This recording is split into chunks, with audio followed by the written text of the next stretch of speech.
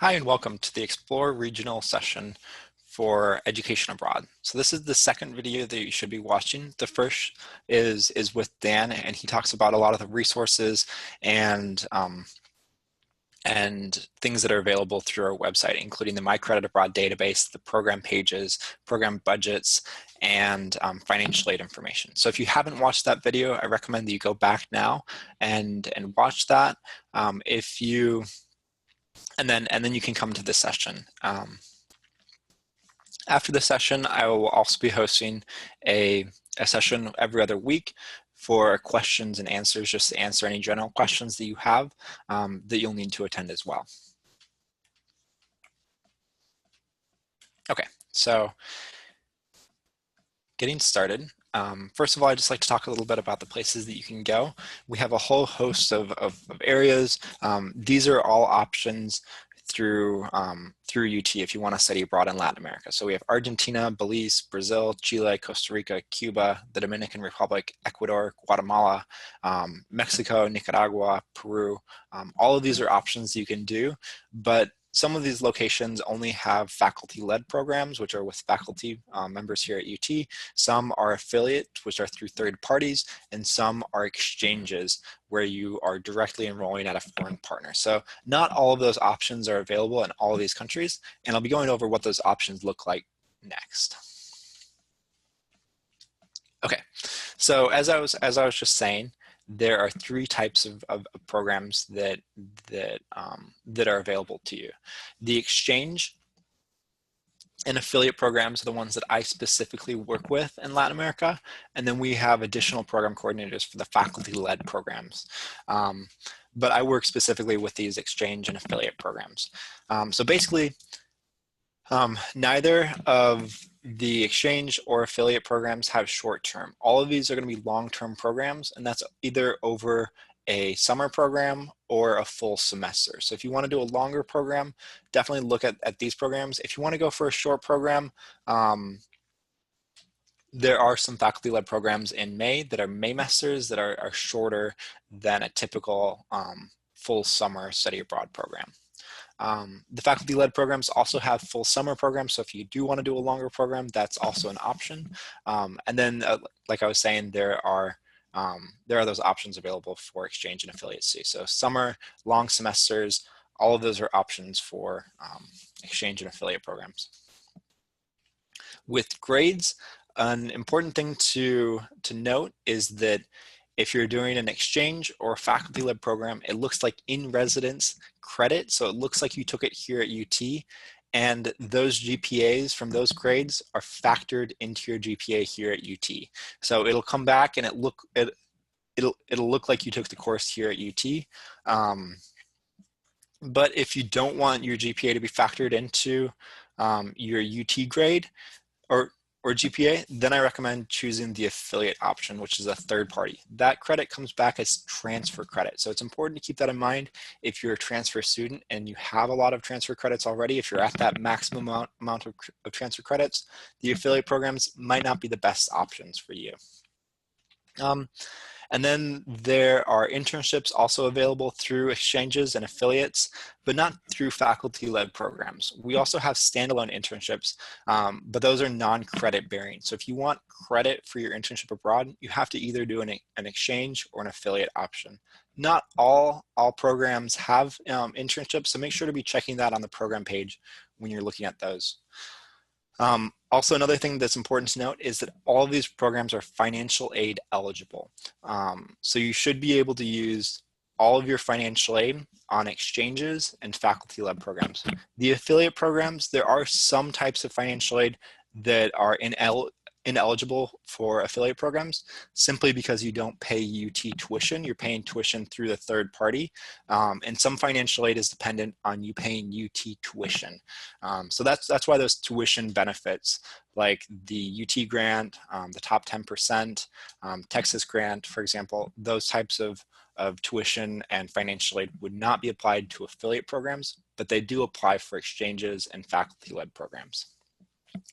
Just as an overview of what these programs look like, the exchanges, like I was saying, you're directly enrolling in a foreign partner. So you'll be taking classes directly with Chilean students or Argentine students or Mexican students. And you'll essentially be taking classes like foreign students take classes here at UT. With the affiliate programs, there are options to directly enroll for some of your classes with local universities, but a majority of affiliate programs, you'll be taking those classes either in a study center or in a different space. And you'll be taking those classes primarily with other foreigners, so other Americans primarily. And with the faculty-led, this is where a faculty member from UT teaches a course abroad. So essentially it's the same content as a UT course with more hands-on learning, of course, because you're on location, and more excursions and experiential learning. But essentially it's the same UT course that you would take here with a UT professor, and you're with a cohort of UT students. So if you feel most comfortable being with other UT students, I recommend looking into the faculty-led options. We have explore sessions specifically for these faculty-led programs, so I recommend you check those out as well.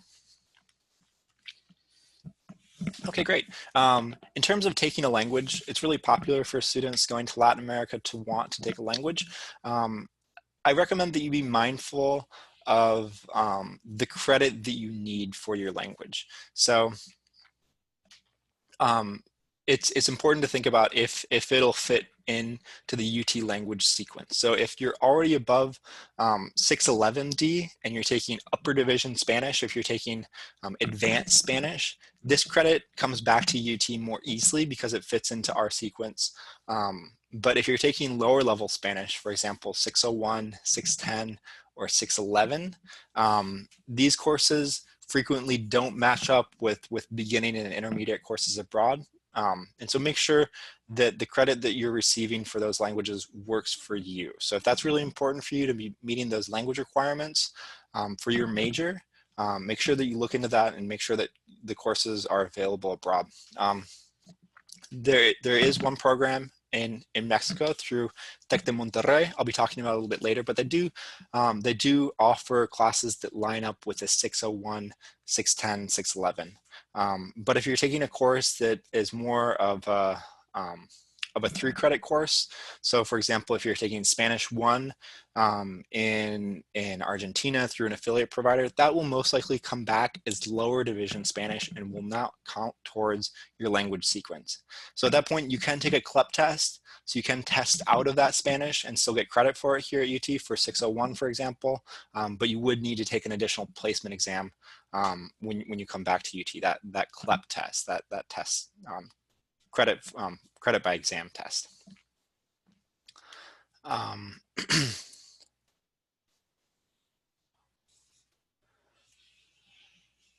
Great. If you have more questions about taking Spanish abroad, bring those to the questions and answers session.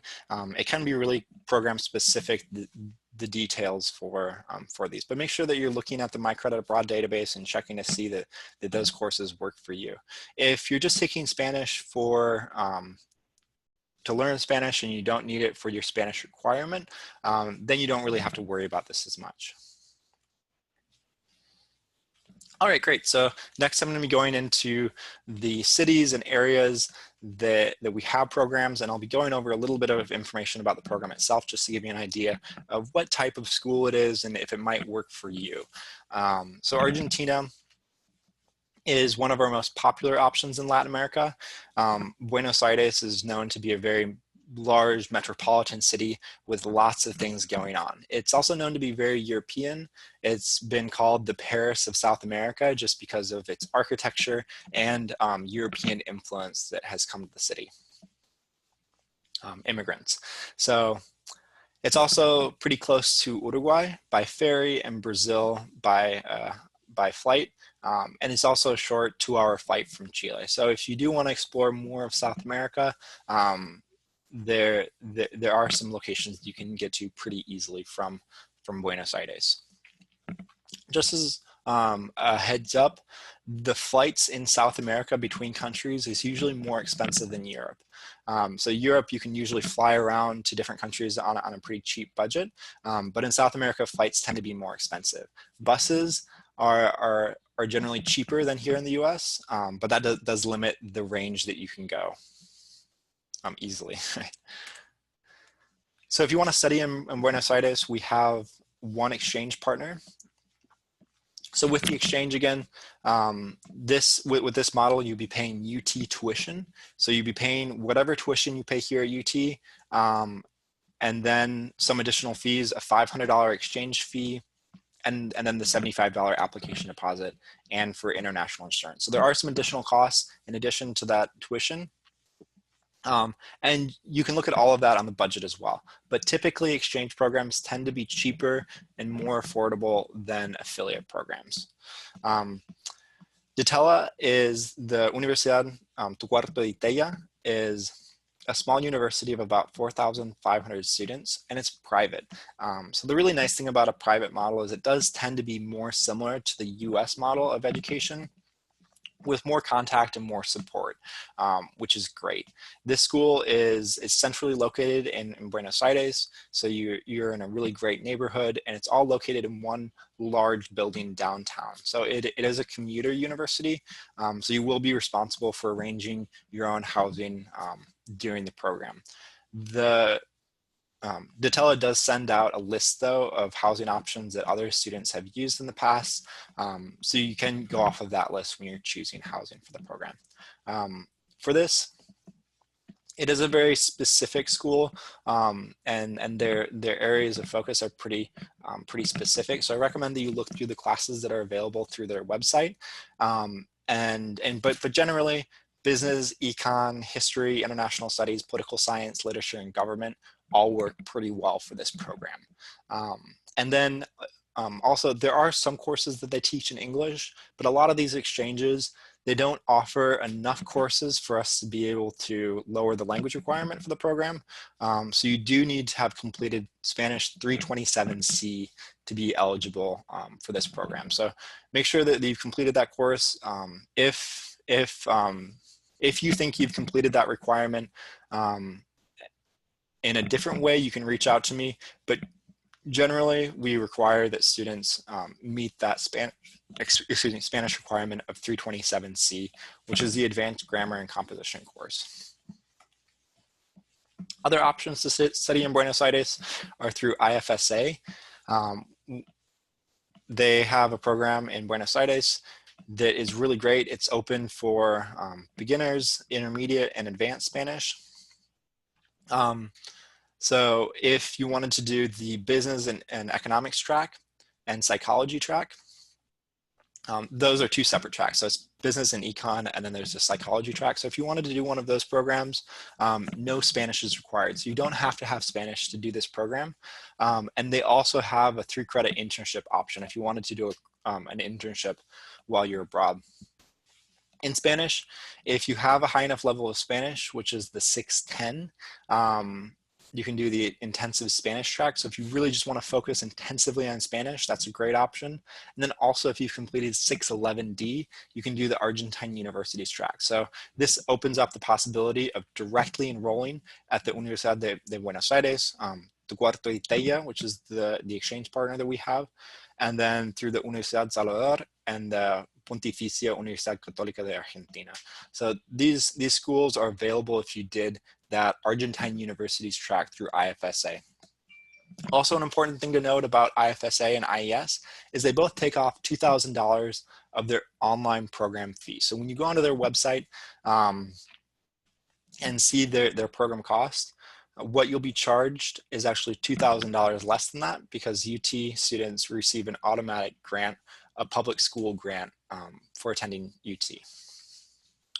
IES is the other option in Buenos Aires. This program is also really strong, and it's similar to IFSA in that they have a Latin American Societies and Culture track that does not require Spanish. So if you don't have any Spanish, I recommend that you look into either IFSA or IES, depending on what types of courses you want to take. These courses would be at the IES Study Center. So they have a study center that's set up in Buenos Aires to teach classes. And then If you wanted to do the advanced Spanish track, this also requires the 327C, but through this you can take courses at the UBA, DETELA, and the PUC in Argentina. So those are some really strong options that we have in Argentina, in Buenos Aires. In Brazil, there are a lot of options, and these are really great schools as well. The PUC Rio, Pontificia Universidade Católica, is a really great school. And it's a full school of 20,000 students. So they're gonna have a lot more academic areas that are available to you than the programs that I just went over in Argentina. So you can take business, science, geography, government, history, politics, and really there's so many different subjects that you can study here just because it is a full university. Portuguese is required for this program. So you're required to have taken at least 5 semesters of Portuguese. If you don't have that much Portuguese, if you haven't taken that much Portuguese, I recommend that you look into the CET program, which I'll be going over next. But we do have a high requirement for this just because taking courses in Portuguese is challenging, navigating the city is challenging. And then also for the PUC, 1 Portuguese language course is required of all exchange students. So make sure that you're planning on taking that as well. Through CET, there's a summer program in Brazil that we offer, the Portuguese language and culture. This runs for 6 weeks from mid-June until late July. You would take 1 course plus 1 culture course. So 2 courses in total, 1 language, 1 culture, and you need to have taken at least 610D in Portuguese. And then if you wanted to do a semester, this is the program that I was recommending. If you don't have Portuguese, you can still do this program because they teach their program or their courses in English. So there are English options to this program, so you don't need to take Portuguese. That said, if you do have Portuguese, if you've taken 610D, you can take courses at the Pontificia Universidade Católica de Sao Paulo. So this opens up a whole host of courses that you can take outside of the ones that CET offers. With affiliate programs, it's really important to keep in mind that normally their course selections are a lot more limited and that there will be less options for you to choose from. So if you're interested in an affiliate, I really recommend looking through their website, just to get an idea of what courses they offer and what courses you could possibly take while you're abroad.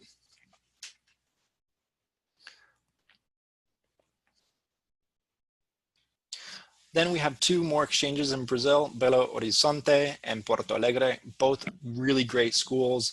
The Universidade Federal do Minas Gerais, my Portuguese is pretty bad. I'm pronouncing things in Spanish, so my apologies for that. But this school is a really prestigious school. It's one of the top 10 universities in Latin America. It offers 75 undergraduate programs, lots and lots of courses available again. So great school. But unfortunately, it does have a higher Portuguese requirement like the PUC in Rio. It would require upper division Portuguese or Spanish fluency plus Portuguese 611S. Then there's also another option in Porto Alegre through the Universidade Federal do Rio Grande do Sul. This has 95 undergraduate degrees available, lots and lots of options again through the school, really large school, and it's known for STEM, liberal arts, humanities, basically everything. But again, this does require upper division Portuguese. Next, we're gonna move on to Chile. And specifically, we have programs in Santiago. So the geography of Chile is really interesting. Up in the north, there is the Atacama Desert, and I think there are actually 9 different geographical regions within Chile. So as you progress, the climates change a lot. And down here in the south, there are really incredible mountains all throughout Patagonia, beautiful parks, lots of outdoor things that you can do in Chile. Santiago is also really conveniently located right between the mountains and the beach. So it's easy to go down to Valparaíso or Viña del Mar if you want to spend time at the beach, or if you wanted to go skiing in the mountains, that's also close by. So really really strong option through Chile. Santiago is known to be very metropolitan and pretty modern for Latin American standards. Also with Chile, there has been civil unrest here last fall and early this spring. I haven't seen as much news with the COVID, with what's going on with COVID, but make sure that you're keeping aware of that. If you're interested in Chile, I recommend that you read some about that political unrest that was happening earlier in the fall. But currently this exchange isn't available for the fall due to COVID, but we expect it to be open again in the spring if you would like to go to Santiago. Santiago is a city of about 8 million people. Like I said, it's about an hour from skiing and about an hour from the beach on the Pacific coast. So really a really amazing location that you're at.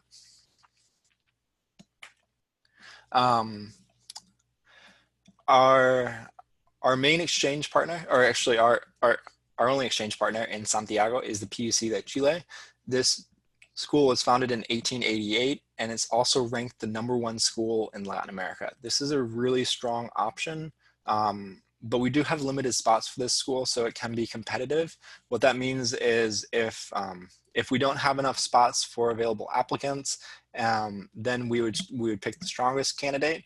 And then anyone who didn't get into this program would be automatically considered for your second choice. So you can still go abroad even if you don't get into this specific school. You would just be considered for your second choice. So if you wanted to list a different option, like the Universidad Tu Cuarto y Tella in Argentina, or Tec de Monterrey in Mexico, you could list those as second options and you'd be automatically considered for those if you don't get into the PUC. This school has about 20,000 students. It's a full university, lots of options, including business, engineering, liberal arts, political science, but there are lots of different options that you can take. They do have some requirements, some limitations on the courses you can take, and certain areas are off limit for exchange students. So I recommend that you go on the PUC's website and look at those specific areas that are closed off. But as I was saying, most things are available to exchange students to take. And then our next option is IFSA, which is also in Santiago. They have a Chilean universities program. So this is a direct enrollment option if you wanted to take courses with locals. And these include really great universities, including the PUC de Chile, which is our exchange partner. But you could also take courses at the Universidad de Chile. This is the large public institution in Santiago. It's a very large school, so there are a lot of campuses throughout the city.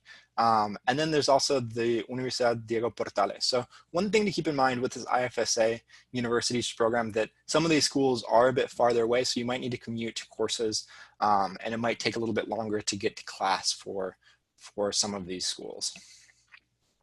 But IFSA does offer some courses in English. So if you want to take some courses in English and maybe one course in Spanish, this might be a good option for you, because almost all of the courses that are at PUC, if you do the exchange, will be in Spanish. You should expect for all of your courses to be in Spanish at the PUC.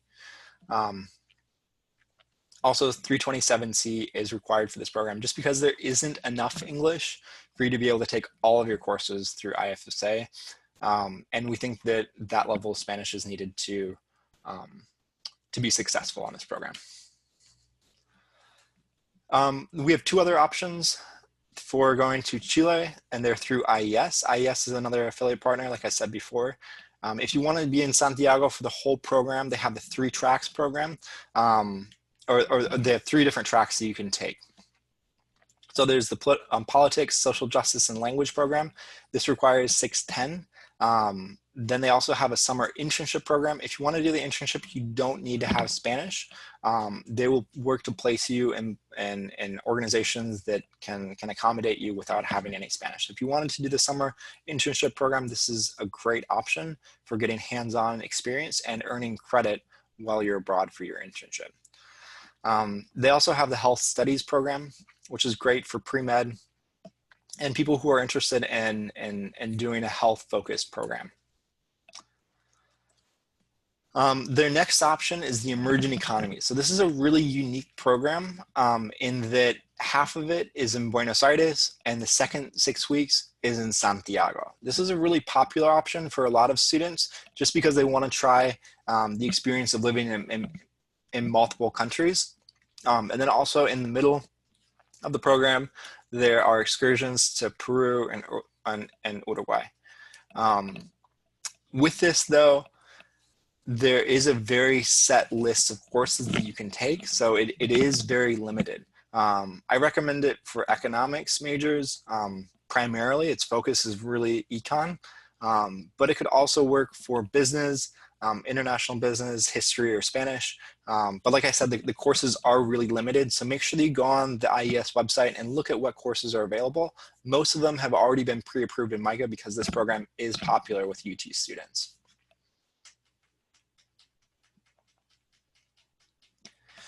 Next, we are going to move on to San Jose in Costa Rica. We have one option through Costa Rica, and that's through API. API is another affiliate provider. And you can either do a summer, semester, or a full year here. Their programs are through, there's the International Center for Development, and you can take Latin American healthcare studies there. So if you're interested in taking health, this is a great option in San Jose. The Spanish required is 611D, so you have to have completed that second level Spanish. They also have sustainable development and social justice. So if you're interested in sustainable development or social justice, I recommend checking this out. This program doesn't require Spanish for the sustainable development and social justice. So that's great if you don't have any Spanish. And then they also have a partnership with the Universidad Veritas. And through this option, there are lots of different things that you can take. So they have one program that's specifically for art and design, but that requires 327C just because it is pretty advanced topics that you would be taking in Spanish.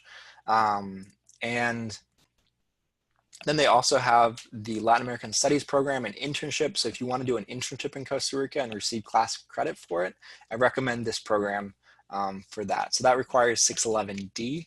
And then there's the multidisciplinary and environmental studies option. So this doesn't require Spanish, so it's a great fit for a lot of students. And there are lots of course options that they offer through this program. So I recommend looking through all of those options. They're all posted on the API website that you can find through the program page, the UT program page. Our next location is in Cuba. Cuba is an incredibly interesting country historically and culturally. It has been really cut off from a lot of the rest of the world. And so some things haven't progressed as quickly as they have in the United States or the rest of Latin America. So one thing that I always tell students is if you're interested in Cuba, expect slow internet and things like that. That said, it's an incredible location with really amazing food and really amazing things to offer. And one thing that I encourage you to think about if you're thinking about going to Cuba is that it's a really unique experience. Americans haven't been allowed into Cuba very openly, and there are a lot of restrictions on travel, but one exception to that is educational travel. So if you go through an educational program like this, you're allowed to go to Cuba, and you can be there for a full semester or up to a year. So that's a really unique and sometimes hard experience to get after you graduate. So I highly recommend it if you're interested in a location that's maybe more off of the beaten path. So through this program, through IFSA, you would take courses at their study center and through the Universidad de La Habana. So you'd be taking courses with locals as well. It's really great for liberal arts, humanities, and cultural studies. So I recommend that you look through the IFSA program courses to get a better feel of what they offer. And the Spanish requirement for this program is 327C or its equivalent, like I was saying. Ecuador is our next location spot. Ecuador is very near and dear to my heart. After I graduated college, I actually worked for a study abroad nonprofit in Ecuador for over a year. It's a very, Quito is a very metropolitan city, a cosmopolitan. It has over 2.7 million people. So it's Ecuador's second most populous city, and it's also the capital of Ecuador. So the central government is all located there. It's also the second highest capital in the world because it's in the Andes Mountain. And I can't stress this enough. This region of the world is incredibly beautiful. The mountains are incredible. And then you have the coast that's very near. If you wanted to take a bus down to the coast, it's not that far away. And then you have the amazing Amazon rainforest to the east. And so there are lots of really cool excursions and things you can do if you go to Ecuador. It's also a very historic and colonial city. So there are lots of old buildings, and the downtown of Quito is really well preserved, and a really incredible, historical experience as well. Study options in Quito include IES and API.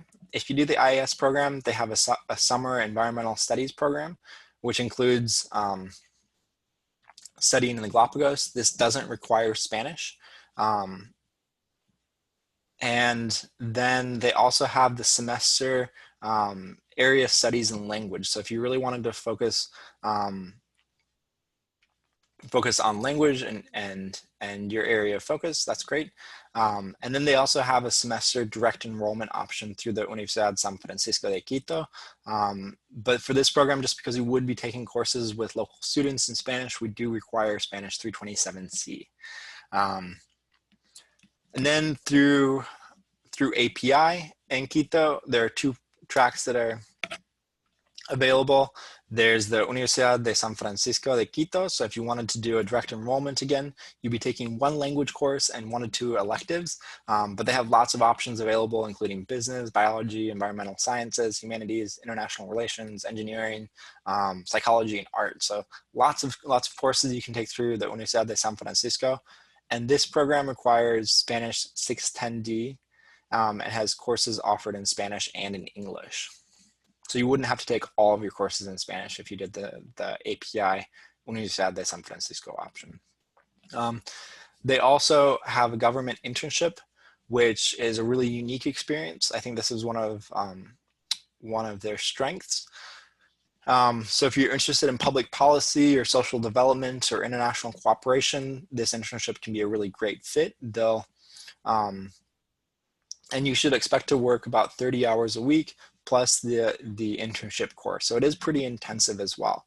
This requires 611D to do this internship. Mexico is our next location. And first of all, I'll be talking about Mexico City. Mexico City is the capital of Mexico, and it has about 12 million people in the city and over 20 million people in the urban area. I can't stress enough how large the city is. It's really incredible. Flying into it and just seeing the scale of it, just goes on forever. That said, there are a lot of really incredible parks, a lot of really incredible museums, cultural events. This picture is of the Museo de Bellas Artes. And this park right in front of this building is really, really beautiful. So lots of really great options within Mexico City. And then it's also the financial and cultural centers of Mexico. So a lot of students are interested in this program just because there's so much going on in Mexico City and there's so much to do and see. That said, just going back to this, it can be pretty overwhelming for some students just with the sheer amount of people and the sheer amount of stuff going on. So if you're interested in that big city life, then this would be great. But if you're interested in something more calm and relaxed, then there's some other options that I'll talk about in a minute. So if you want to study in Mexico City, our first option is through Tec de Monterrey. This is a school that's primarily based in Monterrey. However, due to security issues with Monterrey, we don't currently approve that campus. So the campuses that we do approve are in Mexico City and Querétaro. I'll talk about Querétaro in just a little bit. Through the Mexico City program, this campus was damaged quite severely in the 2017 earthquake, and they currently have temporary structures that are set up that that work pretty well. I've had students do this program and use those buildings, and they haven't had any complaints. But that's just one thing to keep in mind, that currently this campus is still under reconstruction, and you would be in temporary classrooms. They are, however, really nice, and really well done. The school is known for business, technology, engineering, and Spanish. Also, you can do history and literature there. There are about 9,000 students that go to this school, so it is on the smaller side, but it is still a pretty large school, so there are lots of options. They also have internships that are available in a whole host of fields and areas. So if you are interested in that internship, I recommend reaching out to Tec de Monterrey to see if they would have an option within your area of study. Spanish 610D is required for this program. Although there are lots of courses in English and you could take all of your courses in English, we believe that to navigate Mexico City, that you should have a higher level of Spanish to do this program. We also have an urban art and design program. I put fall 2020, but we expect it to continue in fall 2021. This is a unique faculty-led program, and you can take ARH 361 and ARH 341. The UT professor will be is George Flaherty. Sorry. And so, yeah, if you're interested in the urban art and design program, check out these courses. As a faculty-led program, they are very specific though. So make sure that those courses fit with your major and your area of study. Then we have the ITAM, or ITAM, which is another option. It's the Instituto Tecnológico de México. This is another exchange partner in Mexico City, where you'll be able to take 10 to 15 courses in English, or they offer 10 to 15 courses in English each semester. It's really great for economics, business, math, statistics, and social sciences, and engineering. Spanish 611D is required for this program, just because we don't think, that you would be able to take all of your courses in English. There might be something that you would need to take in Spanish. So that's why we have the 611D requirement. And there are approximately 6,000 students that go to ITAM. It really has a beautiful campus, so I recommend looking at pictures as well of all of these schools. The Universidad Nacional, the Universidad Autónoma de Mexico, excuse me, the UNAM, is our final option within Mexico City. This is an exchange option. It's actually ranked the #1 school in Mexico. So it's a very prestigious school, and also a very large school. So since it is a public university in Mexico, there are over 300,000 students that attend this school. So because of that, to make it more manageable and to give you more support while you're there, we've partnered with the University of California's Education Abroad programs. So if you do it during the fall, there's a summer program that you would do of a couple courses through the University of California Education Abroad program, and then you would be doing your fall courses at UNAM. That's all combined into one semester, so those budgets reflect those additional costs. Also, your housing is set up through the University of California Education Abroad programs, so all of that would be billed to you in advance as part of a program cost. So with this program, there's both the exchange costs, so your tuition, plus those additional fees for the University of California. That said, UNAM is an incredible school. It's really well known for humanities and science, but it's a massive school. There's so many options and so many opportunities there. Its campus is known as one of the most beautiful in Latin America, and there are really famous murals from Diego Rivera that are on campus as well. So wonderful place. But it can be a bit overwhelming just with the sheer scale of the school. Like I was saying, for the fall program, you're required to take the Spanish course and Mexican cultures course through the University of California Education Abroad programs, UCEAP. All right, next. So if you're not interested in Mexico City, if that seems like it's too much or there's too much going on, if it seems too overwhelming with such a large city, I recommend you look into Querétaro or Mérida if you're interested in going to Mexico. Querétaro is north of Mexico City, and it's been known recently for a lot of business development. There are a lot of companies that are moving to Querétaro. It's also known as one of the safest large cities in Mexico. So it has about 2 million people, so it's actually about the size of Austin. And it's interesting, if you're interested in comparing a similar city to Austin in Mexico, there are a lot of tech businesses moving into Querétaro, so it's a really similar kind of parallel city to Austin. And it also has a lot of historical and cultural reference and importance to Mexico. So if you're interested in the Mexican Revolution and its history, I recommend looking into that as well. It has a really fascinating history.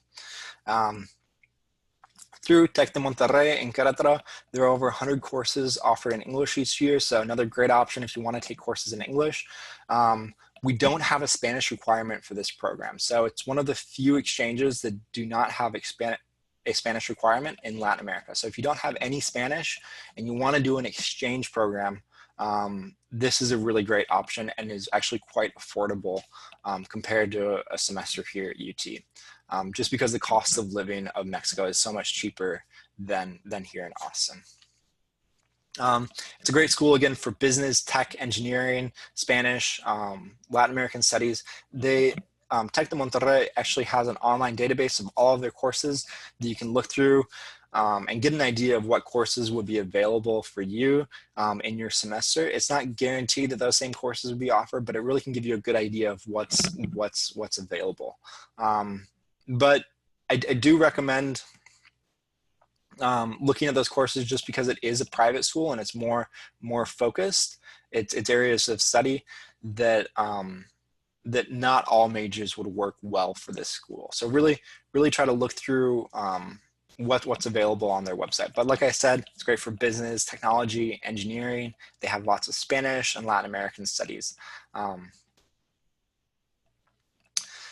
Let's see. And so the school has about 6,500 students, and about 400 of those students are international. So really high international student population. And they also have internships in a lot of fields. These are also available over the summer program. So that's an important thing to also distinguish, is that Tec de Monterrey and Mexico City and Querétaro have summer programs that offer quite a few courses over the summer are offered. And you can do an internship over the summer. So if you want to go abroad in the summer and do an internship through an exchange, I really recommend looking into both of these programs. They're both very strong. Even though we don't have a language requirement, I do highly recommend that you have at least taken 601D, so that first Spanish class, just to have a good base to be able to communicate with people and really make friends and to be able to get around the city well. But that's not required. The IFSA Yucatan programs is in Mérida. Mérida is another historic city located on the Yucatan. They have one semester track, which is the Mérida Universities program, and this requires 611D, but it's really great for humanities, social sciences, business, econ, psychology. There are a lot of options through these university partnerships that IFSA has. They partnered with the Universidad Autónoma de Yucatán, which has 15 faculties. It's a research institute, a research institute and 9 libraries. So it's a very large, good school. And then the Universidad Modelo is also another option, which is a private, smaller school with great student facilities. And so both of these options, Querétaro and Mérida, are great options for a smaller city, a less large, kind of overwhelming experience like Mexico City can be. And so these are both really strong options. Our final location is in Peru for these affiliate and exchange programs. Like I said, there are faculty-led programs in other locations like Nicaragua, Guatemala, but I won't be covering those today. If you want to learn more about those faculty-led programs, I recommend that you go to one of the faculty info sessions that they'll be holding. So in Peru, we have the Pontificia Universidad Católica del Perú. This school has about 17,000 students, so it is a full university again. And Lima itself has over 10 million people, so it's a very large metropolitan city located right along the coast of a beautiful section of Peru. Peru in itself is a very culturally rich city. It is the hub of the Incan Empire in Cusco, so there's lots of really beautiful areas around Cusco and archaeological sites as well. The Pontificia Universidad has over 44 academic disciplines to choose from, so it's another large school, lots of options to choose from, and its Spanish requirement is 327C or the equivalent, so you have to have that advanced Spanish. All right, great. So that wraps up my presentation today. I just wanted to go over the steps to just give you an idea of where you're at and what's next. So you've completed this Explore session. If you've watched this video and the previous one that Dan did about the resources on our website, you've completed the Explore session. Next, there's a questions and answers session that I'll be hosting that you should attend just to clear up any questions that you have about specific programs. And I'll be hosting those again every other week on Tuesdays. Next, after this, you'll attend the Ready to Apply session. This will be a live presentation that I'll be doing, and those will start in the end of August of this year. Then once you've applied, once you've submitted your UT application, you'll be in the applicant phase. You can do individual advising with us at that point. We'll have calendars online that you can use to sign up for individual appointments at that point. And then once you've completed your application and you've been accepted in the program, this will only happen after the deadline. So once the deadline passes, we'll start to review applications. And then about 2 weeks after the application deadline is when you should expect to hear back from us about your acceptance. During this phase, there's the pre-departure orientation, which is mandatory. In the past, we've held this in person on campus, but this year we have transitioned to an online format due to social distancing needs with COVID. However, I'm not sure how it's going to be this fall. If we can do it in person, we might do it in person this fall. But if we're still doing social distancing practices, I expect it will be online for the fall as well. Great. Well, thank you again for coming. I just also wanted to go over the due dates. These are the general due dates for our programs. Some programs have specific earlier deadlines, so make sure that you're checking those specific application deadlines on each program page. So if you're interested in PUC Chile, make sure that you look at that application deadline there, for example.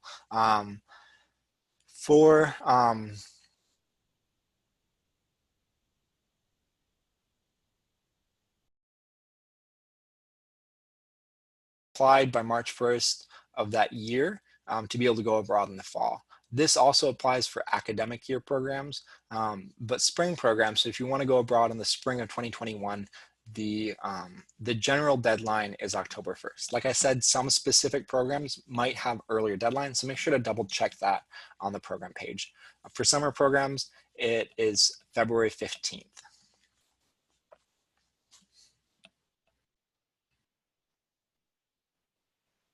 All right, great. And if you want to connect with us on social media, feel free to follow us on Facebook, Instagram, Twitter, or YouTube. Thank you, and I hope you have a good day. I look forward to seeing you soon in the Q&A session that I'll be holding.